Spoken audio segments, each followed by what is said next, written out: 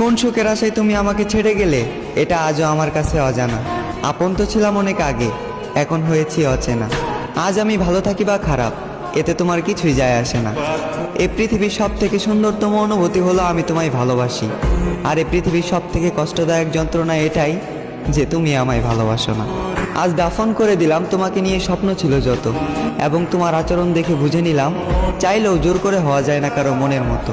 হ্যাঁ, আমি হয়তো ছিলাম না তোমার মনের মতো, এর জন্য যে বুকে তোমার মাথা রাখার কথা ছিল সে বুকে আজ বিচ্ছেদের ক্ষত। আজ আমি অনেক বড় অভিনেতা, মুখে রাখি হাসি, গোপন রাখি মনের ব্যথা।